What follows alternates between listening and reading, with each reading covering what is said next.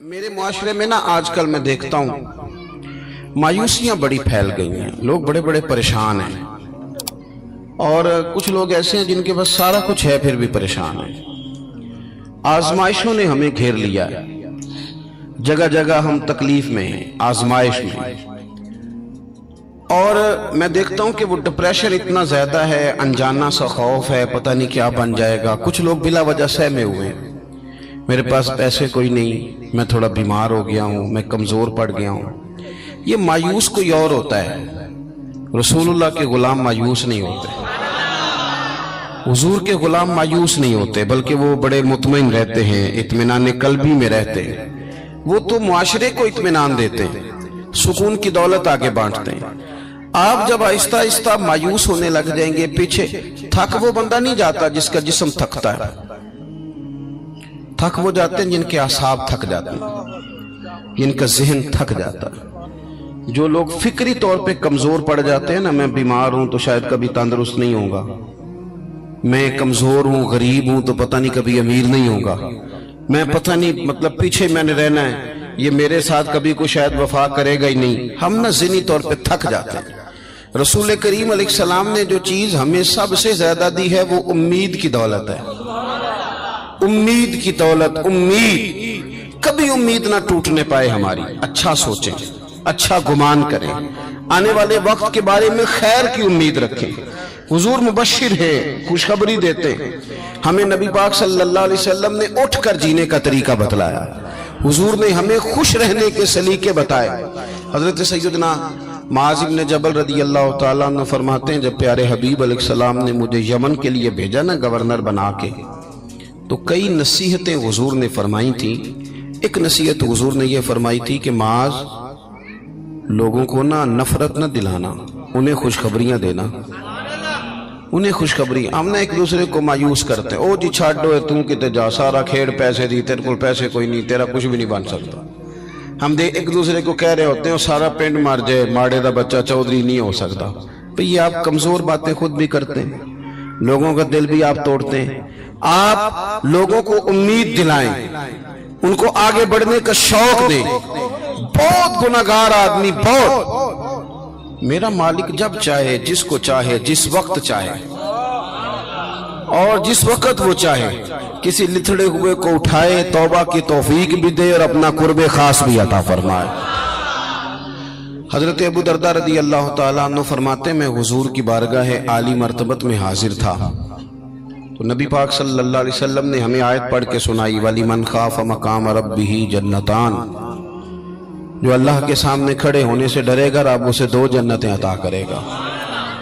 تو حضرت ابو درداء رضی اللہ تعالیٰ عنہ عرض کرتے ہیں، حضور وہ بندہ چور ہو، زانی ہو، اور اس نے بڑے بڑے گناہ کیے ہو معاذ اللہ، پھر بھی ڈر جائے تو اللہ 2 جنتیں دے گا، بہت بڑا مجرم ہے۔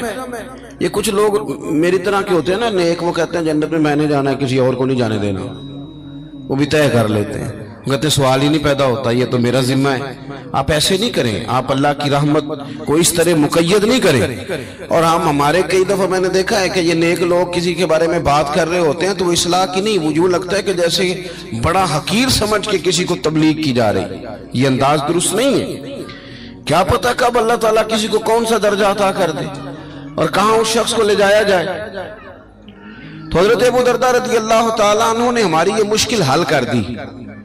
کہتے ہیں کہ میں نے عرض کی، حضور اگرچہ وہ چور ہو، زانی ہو، نالائق ہو، گناہگار ہو، پھر بھی ڈر جائے تو اللہ 2 جنتیں دے گا؟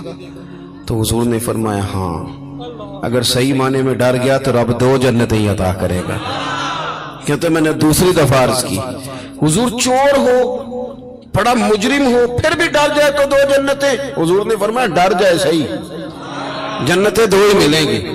کہتے ہیں میں نے تیسری دفعہ کہا، حضور یعنی وہ جو مایوسی ہے گناہگار آدمی کو کہ میں شاید آگے جا ہی نہیں سکتا، شاید اب بات آگے بڑھ ہی نہیں سکتی۔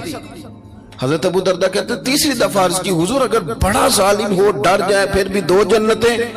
تو کہتے ہیں حضور نے فرمایا اگرچہ ابو درداء کی ناک خاک آلود بھی ہو جائے نا، یعنی تو زمین پہ بھی اپنی ناک رگڑے، تو پھر بھی جو بندہ صحیح معنوں میں ڈرے گا اسے مایوس نہیں ہونا چاہیے، رب اسے 2 جنتیں عطا کرے گا۔ हुजूर ने हमें खुशखबरी दी आगे बढ़ने। हम जब बैठते हैं ना तो गलतियां डिस्कस करते हैं, कोताहियों पे गुफ्तगू करते हैं। हम अपने दोस्तों की, रिश्तेदारों की, गली मोहल्ले वालों की गलतियां, फिर थोड़ा आगे बढ़ते हैं तो हम सियासतदानों की गलतियां, ताजरों की गलतियां, फिर थोड़ा और आगे बढ़े तो फिर मौलवियों की गलतियां। फिर जब हमारा दिमाग चला तो जिस बेचारे आदमी को सही तरीके से कुछ लफ्ज जुमले भी नहीं कहने आते, वो मशाइख की गलतियां नोट कराता फिरता है। बड़ी बड़ी दूर लोग निकल जाते हैं, दूर। आप ये काम नहीं करें। इस तरह तो ये लगेगा कि इस माशरे में अच्छा बंदा ही कोई नहीं, सारे लोग ही बुरे। इस तरह तो फिर लोगों का एक दूसरे के बारे में दिल सख्त हो जाएगा, रवैये कठिन हो जाएंगे हमारे। हाँ, एक दूसरे की जो देखिए ना, हुजूर ने क्या फरमाया, फरमाया उज़्कुरू महासिन मौताकुम। तुम में से जब कोई बंदा दुनिया से जाए तो उसकी अच्छी अच्छी बातों का जिक्र करो। उसकी जो, इसका मतलब ये है कि हर बंदे में कोई अच्छी बात है ना। हुजूर ने फरमाया अच्छाइयों का जिक्र करो, तुम जमीन पर अल्लाह के गवाह। आप अच्छी बात लेके आएंगे, खुशखबरी, और बड़ी जल्दी घबरा नहीं जाएंगे कि ये लोग सही हो ही नहीं सकते जी, पाकिस्तान का कुछ नहीं बन सकता जी, ये इस यहाँ के लोग नहीं, भैया आपने कैसे बात कर दी, इतनी जल्दी आप इतनी दूर निकल गए। हजरत ज़ैद बिन हारिसा रदी अल्लाह तआला अन्हु फरमाते, मैं ताइफ के सफर में हुजूर के साथ था। मक्के वालों ने बात नहीं मानी, हुजूर को बड़ा परेशान किया, तो महबूब पाक का इरादा एक करम हुआ कि मैं ताइफ जाके ना लोगों को दीन की बात बताऊं। हुजूर ताइफ तशरीफ ले गए। आप गौर करेंगे कि सब लोगों ने पत्थर मारे, इतने पत्थर मारे कि लहू लुहान कर दिया, पूरा वजूद तकलीफ में। हुजूर वहां से बाहर निकले। किस कदर इंसान को गुस्सा, हमारे यहाँ तो जनाब गुस्सा सिर्फ वो उस बंदे से हम राजी होते हैं जो हमारी मर्जी के मुताबिक चले, बाकी हम किसी से राजी हो जाएं ये सवाल ही नहीं पैदा होता। इन सब लोगों ने पत्थर मारे, रोड़े मारे। करीम महबूब सल्लल्लाहु अलैहि वसल्लम एक बाग में तशरीफ फरमा हुए, पानी पिलाया। जनाब ज़ैद बिन हारिसा कहते हैं, मैंने अर्ज की हुजूर इन्होंने बड़ा ही तकलीफ दी है, बड़ी अज़ियत दी है, दुआ करें ये बर्बाद हो जाए, दुआ कर। और मैंने बड़े दर्द से कहा। हुजूर ने फरमाया कर दो दुआ, या रसूलल्लाह कर दे। हुजूर ने हाथ उठाए, कहा अल्लाहुम्मा हदी कौमी फइन्नहुम ला यअलमून। अल्लाह मेरी कौम को हिदायत दे दे, इन्हें पता ही नहीं ये क्या कर रहे हैं। इस तरह इंसान बच्चे के बारे में नहीं कहता कि इसे पता ही नहीं, अभी लाशऊर है, अभी तो नादान है। फरमाया ए अल्लाह इन्हें हिदायत दे दे, इन्हें पता ही नहीं ये क्या कर रहे हैं, इन्हें खबर ही नहीं। कहते मैंने अर्ज की हुजूर आप दुआ कर रहे हैं और इन्होंने इतनी तकलीफ दी, अब मेरे नबी पाक की उम्मीद देखना, हुजूर की दी हुई उम्मीद देखना।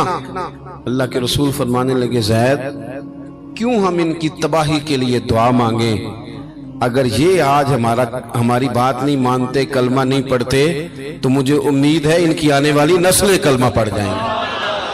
अगली नस्ल से उम्मीद लगा लेते हैं, आगे बढ़ जाते हैं, थोड़ा आगे निकल। मायूस हो जाना, परेशान हो जाना, कमजोर पड़ जाना, काम छोड़ जाना, ये थके मांदे लोगों का तरीका है। ये लोगों का तरीका है जो माशरे के अंदर लोगों को पीछे की तरफ धकेलते हैं, आगे लेके जाना लोगों के अंदर ये शऊर बेदार नहीं करते। हुजूर ना बात करते। ये नौजवान जरा मेरी बात सुने, आपने ना, चूंकि अल्लाह ने जवान ज़हन दिया होता है, आपने ना बहुत सारे लोगों को ताजा रखना है। आप जब डिस्कस करते हैं ना, सारा महकमा ही बुरा है जी, फलाने भी बुरे, सेहत वाले भी बुरे, वापडा वाले भी बुरे। तो वापडा वाले कौन है, मैं और आप नहीं, हम में से लोग नहीं सारे। महकमा सेहत में कौन है, हम में से लोग नहीं। पुलिस में कौन लोग हैं, हम में से ही नहीं।